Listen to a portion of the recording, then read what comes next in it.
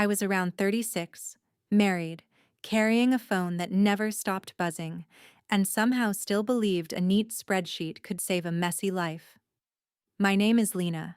I worked at Bright Quill Systems, a glossy corporate services firm where every hallway had framed slogans about respect, balance, and leadership. The walls lined with great posture. I was a senior operations manager, which sounded powerful until you realized it meant I solved disasters for people who earned twice my salary and called it collaboration. At home, I had my husband Owen, two school-aged kids, a color-coded calendar on the refrigerator, and a talent for making dinner while answering emails with my left hand. Owen was kind, funny, and patient in the way only a man can be after watching his wife cancel herself for years. He used to joke that my real spouse was my laptop. I used to laugh. Then I stopped finding it funny. For 2 straight years, I missed family cabin trips, a beach week with my friends, and my cousin's anniversary dinner because quarter close, client rollouts, executive reshuffles, and holiday staffing issues somehow always landed on my shoulders. I worked long evenings, holiday mornings, and enough weekends to forget what a lazy Saturday felt like. I stepped in for absent directors, trained new hires without credit, and turned crumbling projects into polished presentations that upper management loved presenting as their own. Promotion season came and went, twice. Both times the role went to a louder man with a shinier handshake and less actual output. My coworkers knew it. Mina in compliance knew it.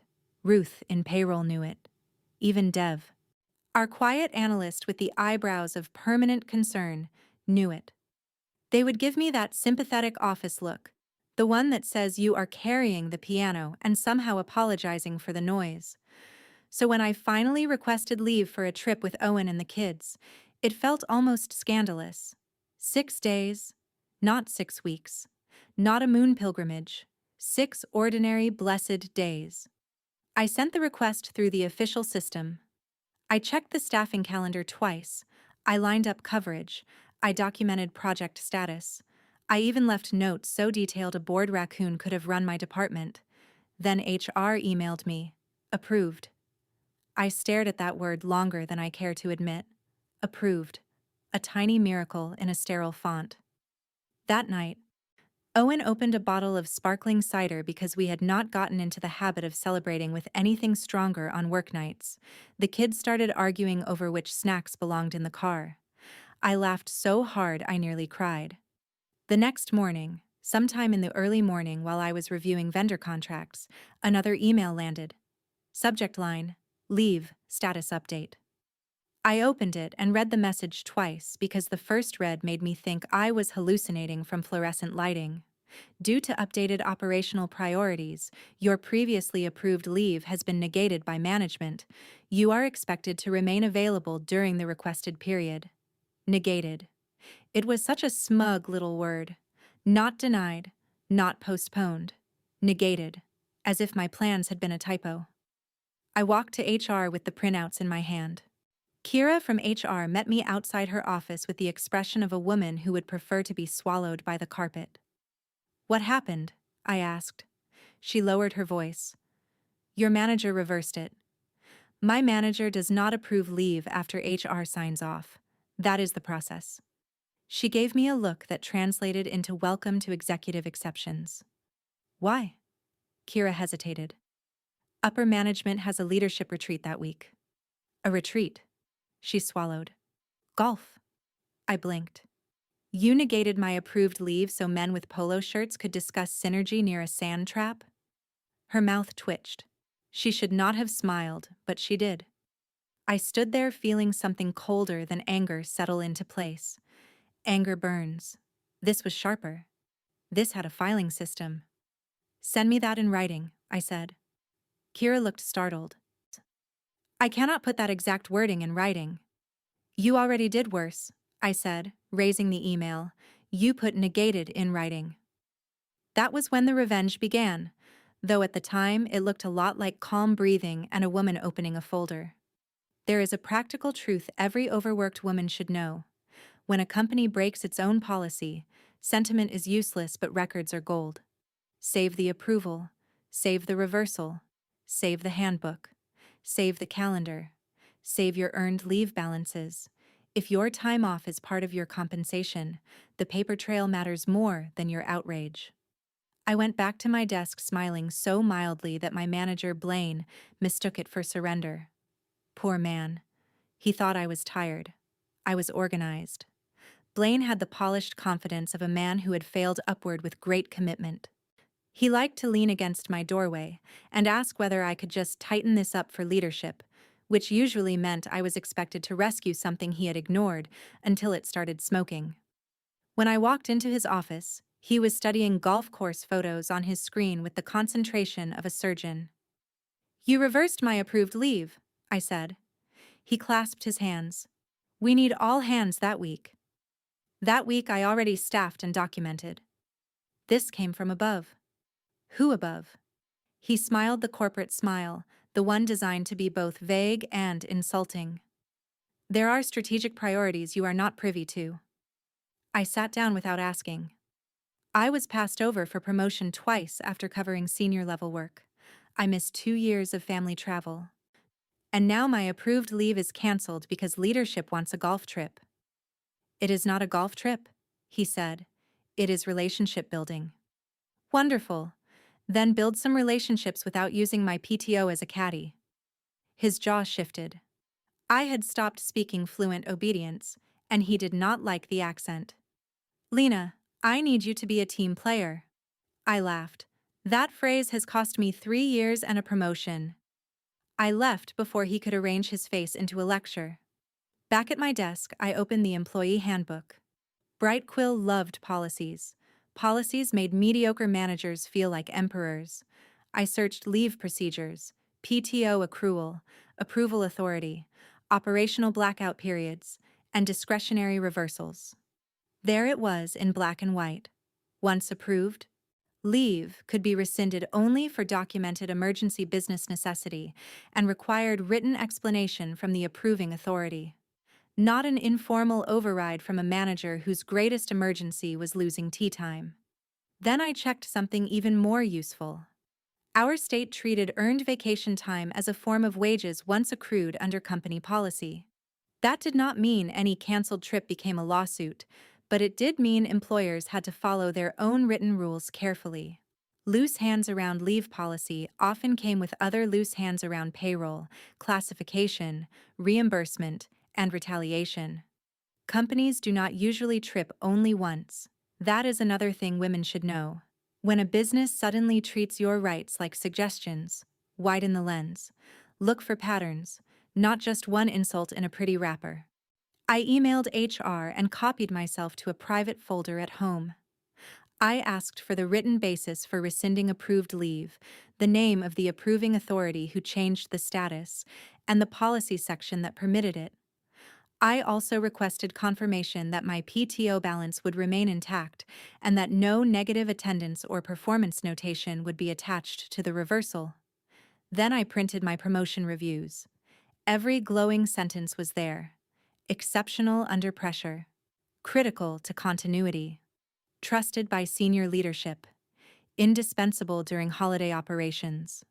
Funny how indispensable women become when there is work to absorb, and how invisible we become when there is credit to distribute. Mina rolled her chair over and lowered her voice.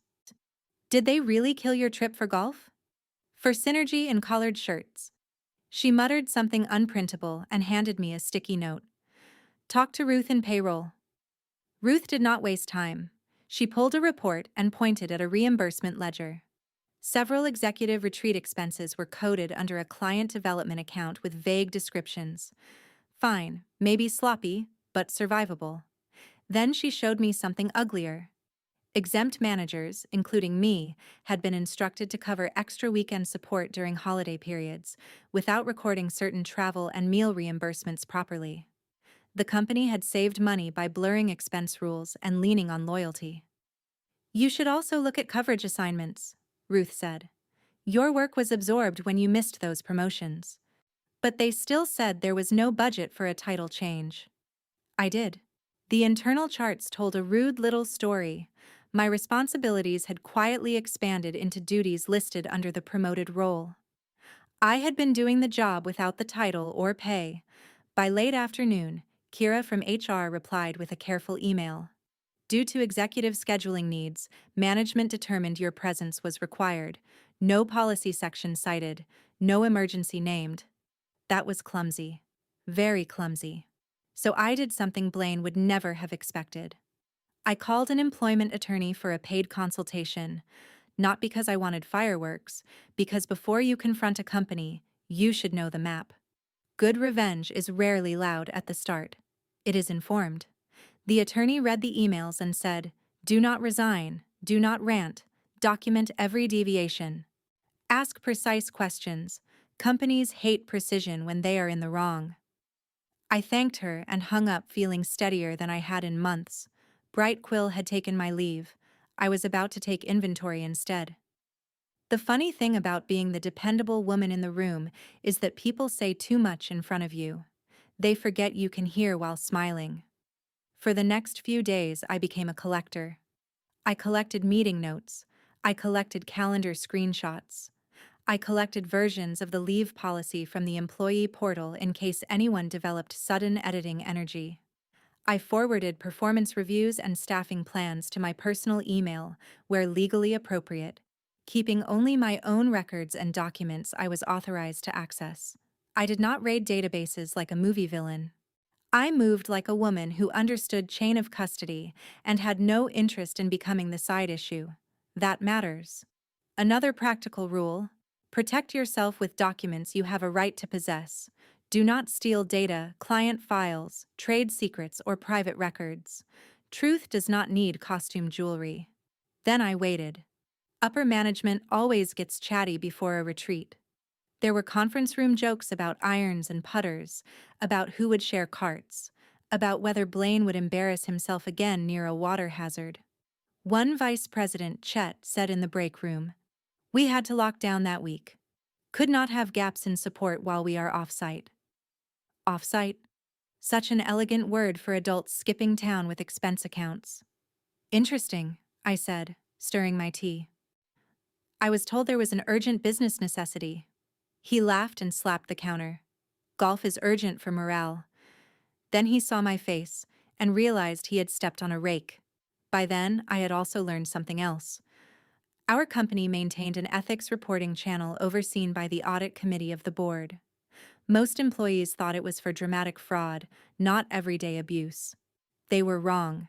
Misuse of company funds, policy manipulation by executives, retaliation risk, and inconsistent compensation practices all belonged there when internal management was implicated.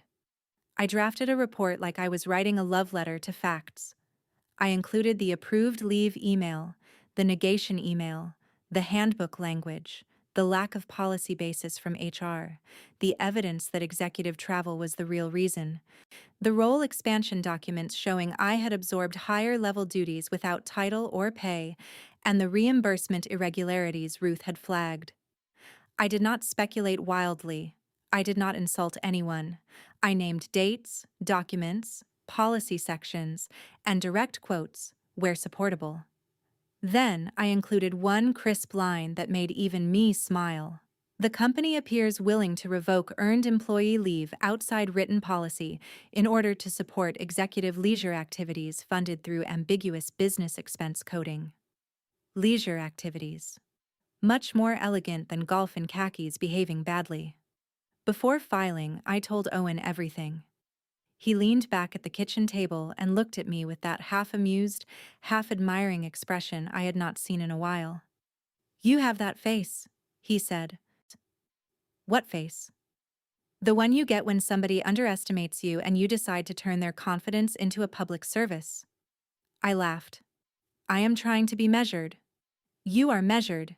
You measure people, then bury them under their own numbers." I loved him for saying bury instead of support. I filed the report through the ethics portal and requested that all future communication about my leave, workload, compensation, and reporting lines be documented in writing due to potential retaliation concerns. That sentence came straight from the attorney. Clean, sober, and impossible to misread. The effect was immediate. Around the middle of the next morning, Kira appeared at my desk looking pale. HR wants to meet. Of course they do. In the conference room sat Kira, a senior HR director named Veda, and Blaine, and who looked like a man forced to chew staples. Veda folded her hands. We understand you have concerns. I have records, I said. Blaine cut in. Escalating this was unnecessary. No, I said. Canceling approved leave for your golf retreat was unnecessary. Veda flinched. Good. Let the language breathe. We would like to resolve this professionally, she said. I am professional, I replied. That is why I documented it instead of screaming in the parking lot. Silence. Beautiful silence. Then Veda said the magic words. What outcome are you seeking? At work and in life, that question is a vault door. Most women are trained to answer with something soft, grateful, and too small. I had retired from that religion. I want my leave restored. I want written confirmation that no retaliation or negative review language will result. Yeah, I want a compensation review tied to the duties I have already been performing. I want reimbursement practices audited. And I want all of it in writing. Blaine stared at me like a printer that had suddenly developed standards. Veda nodded slowly. For the first time in years, I watched the room understand I was no longer asking to be treated fairly. I was setting terms. The company moved fast after that, which is how you can tell it was never impossible, only inconvenient. By the next day, HR restored my leave. Not as a favor, not as a compromise. Restored. That word arrived in a fresh email with exquisite politeness and no trace of the earlier swagger. My PTO record was corrected. My coverage plan, the same one I had submitted before, was suddenly deemed entirely workable, a miracle worthy of stained glass. Then came the second email. I was being placed under temporary alternate reporting while a review was conducted into management process concerns. Blaine had been removed from leave approval authority pending audit. I printed that one too. Not because I doubted it, because I had developed taste. Mina nearly choked on her yogurt when I told her. You did not just knock his pen out of his hand. I did not touch the pen, I said. I pointed out where he was scribbling outside policy. That afternoon, Veda asked me to join a compensation review discussion. Suddenly there was interest in my role scope, my measurable outcomes, the number of teams I had absorbed, and the fact that I had been functioning well above title for a long stretch. It was astonishing what leadership can notice when the board may glance their direction. There is a lesson there too. Women are often told to work hard and trust that someone will see it. That is adorable and terribly expensive. Track your outcomes, save your reviews, keep records of duties that expand beyond your title. If you negotiate compensation or severance later, memory is weak, but documentation has a spine. The real twist came from Ruth. She called me near the end of the day and said, "You should know the audit team asked for reimbursement support on the retreat." And somebody got creative. Spa charges were coded as hospitality. Personal upgrades were mixed into business expenses. Nothing cinematic, but enough to make finance very interested. I leaned back in my chair and let the quiet settle over me. My revenge had not been sabotage. It had been illumination. Blaine tried once more to approach me before my leave started. And he caught me near the elevator, all polished concern and stale self-regard. I hope we can move forward, he said. I looked at him.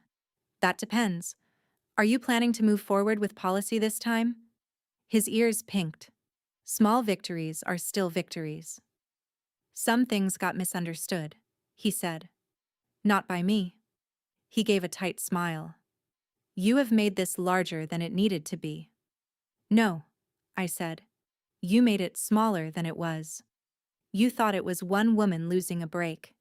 It was management misusing authority, interfering with earned leave, and gambling that I would swallow it because I always had before. That landed. He started to say something else, but the elevator arrived and saved us both from a bad script. I stepped inside and held his gaze while the doors closed. At home, Owen helped the kids pack while I sat on the floor folding shirts into neat stacks. My daughter asked if work was still being mean. Children say clean things adults spend years polishing into nonsense. Less mean now, I said. Because you were mean back? My son asked. I laughed. Because I was smart back. That is the difference. Revenge gets dismissed as pettiness when women do it, but there is nothing petty about using policy, law, governance, and facts to stop people from exploiting your labor. There is dignity in refusing to be convenient prey. The morning before we left, Veda sent one more note. My role would be formally reviewed for title alignment after my return, and any future leave changes would require written approval from HR leadership. Translation: no more executive tantrums dressed as business need. And I closed my laptop and did something radical. I left it on the desk. The sky outside looked ordinary, which felt almost rude after all that drama. Owen grinned at me from the doorway with a duffel bag over one shoulder. You ready? I looked around the house, the kids, the packed car, my silent phone. Yes, I said. Now I am. And for once, work did not get the last word. I did. Vacation did not fix my life, which was perfect because I was not looking for a beach to do the job of a boundary. What it did was remind me who I was when nobody needed a slide deck by lunchtime. Owen and I sat on a cabin porch while the kids chased each other through a patch of grass with the energy of tiny dictators on recess. I drank tea while it was still hot. I slept without dreaming in email subject lines. I laughed with my husband instead of handing him the exhausted leftovers of me. Somewhere in the middle of that trip, I realized how dangerous chronic usefulness had become. It had trained everyone around me, including me, to believe my needs were optional. Never again is a lovely phrase, but it only matters when attached to structure. So while the kids skipped stones and Owen read beside me, I drafted my next move in a notebook. Not frantic, not bitter, strategic. When I returned to Bright Quill, the office air had changed. People were careful around me in the way offices get careful around anyone who has successfully introduced consequences. Blaine was no longer my problem. He was on administrative leave while finance and HR completed their review. Chet stopped telling golf jokes in public. A new interim director, Sima, Isha greeted me with respect and a question no one had asked me in years. What do you need to do this job well? Reader, I nearly checked the ceiling for hidden cameras. Within 2 weeks, I received a formal title adjustment and a salary increase tied to documented responsibilities. It did not erase the years of being overlooked, but it did put money where flattery used to sit. HR also issued updated leave procedures requiring clearer documentation for any reversal and dual approval outside genuine emergencies. Quiet policy reform is not dramatic, but it is how power leaves fingerprints on the future. Then I made the move that completed the story. I did not stay. I took the new title, the higher pay, the clean record, and the evidence of expanded leadership responsibilities, and used them exactly as any sensible woman should use leverage. I interviewed elsewhere. This time I did not undersell. I did not apologize for ambition. I asked direct questions about leave culture, promotion criteria, manager discretion, and reporting channels. A company can charm you through lunch. Ask about governance and watch the mask shift. I accepted an offer from Lattice Rowan Group, a firm with better compensation, saner leadership, and a general counsel who said, during our final conversation, "We prefer not to create problems that arrive in exhibits." I loved her immediately. On my last day at Bright Quill, Mina hugged me, Ruth winked at me, and Dev said, with grave sincerity, "Your documentation was inspirational." Which, from Dev, was practically poetry. Kira from HR stopped by my desk as I packed the last framed photo of Owen and the kids. "I wanted to say," she began carefully, "what you pushed for changed things here." "Good," I said. "Then at least my stress had resale value." She laughed. A real laugh this time. As for Blaine, I heard through the whisper network that his review had not gone well. Expense questions multiplied, approval practices were scrutinized, and his path upward developed a sudden trapdoor. I did not need more than that. I was not interested in ashes. I preferred precedent. That is the witty little secret nobody tells exhausted women in offices with motivational posters. The sharpest revenge is not becoming cruel. It is becoming impossible to exploit. It is learning the policy, valuing your labor, documenting the truth, and forcing institutions to either behave or pay for the privilege of losing you. I used to think endurance was my finest quality. It was not. Discernment was. So, when people ask why I smile whenever someone mentions leadership retreats, I tell them the truth. A group of executives tried to take my break so they could chase a small white ball across expensive grass. Instead, they handed me a raise, a title, a cleaner exit, and the delicious memory of watching men in power discover that the woman they counted on had finally started counting back.